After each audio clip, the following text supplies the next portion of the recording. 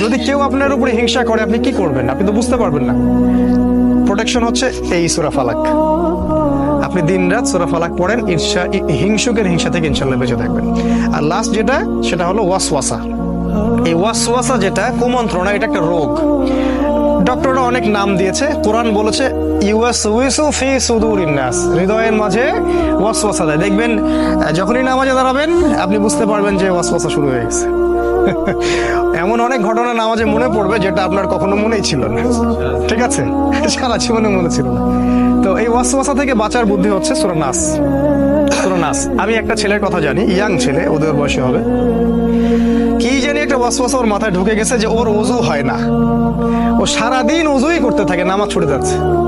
ওর মানে ওযু করতেছে, মনে হচ্ছে যে এই জায়গায় মনে হয় শুকনা আছে, এটা মনে হয় হয়নি, আবার ওযু করে। আবার কিছু মানুষ আছে টয়লেট করে আসে, এই ওয়াসওয়াসা মাথায় ঢুকছে যে টয়লেট মনে একটু 1 ফোঁটা 2 ফোঁটা পেশাব মনে বের হইলো, আবার সে দৌড়াচ্ছে পেশাবখানায়, আবার ওখানে একটু হাঁটাহাঁটি করতেছে। মানে ওর মাথায় ঢুকে গেছে যে কিছু না কিছু বের হচ্ছে। এগুলো শয়তানি ওয়াসওয়াসা।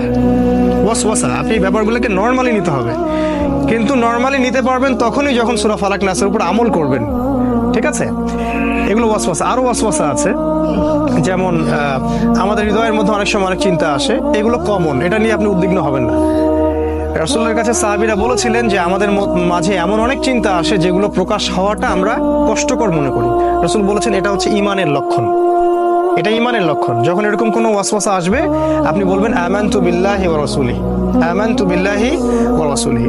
এই হলো সূরা ফালাক নাসের সংক্ষিপ্ত আজকের আলোচনা। অনেক আলোচনা করার ছিল, যেহেতু আপনাদের ধৈর্যচ্যুতি হবে, শেষ একটা হাদিস বলে আমি শেষ করছি। সেটা হলো যে রাসূল সাল্লাল্লাহু আলাইহি ওয়াসাল্লাম বলেছেন যে আল কোরআন হুজ্জাতুন লাকা আও আলাইকা। এই হাদিসটা যদি মনে রাখি আমাদের যথেষ্ট।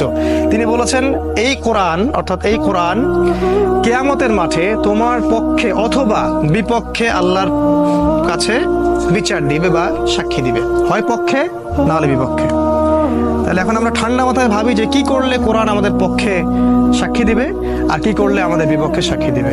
আর বিশ্বাস করেন, কোরআন যার বিপক্ষে সাক্ষী দিবে তার নাজাতের কোনো পথ নাই।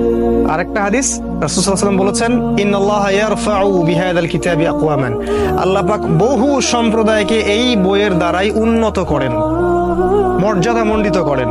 ওয়ায়াদাউ বিল আখিরিন, আর অসংখ্য সম্প্রদায়কে আল্লাহ পাক এই বই না মানার কারণেই অপদস্থ করেন। আল্লাহ পাক আমাদের সবাইকে কোরআনের কাছে ফিরে আসার তৌফিক দান করুন। আমাদেরকে এই ধারাবাহিকভাবে কোরআন শেখার আল্লাহ পাক তৌফিক দান করুন।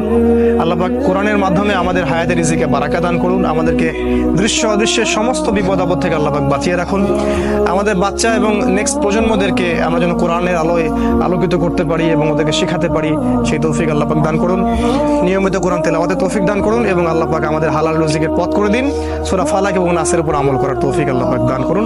সবাই একটু দোয়া পড়ি। সুবহানাকা আল্লাহুম্মা ওয়া বিহামদিকা নাশহাদু আন লা ইলাহা ইল্লা আনতা নাস্তাগফিরুকা ওয়া নাতুবু ইলাইক।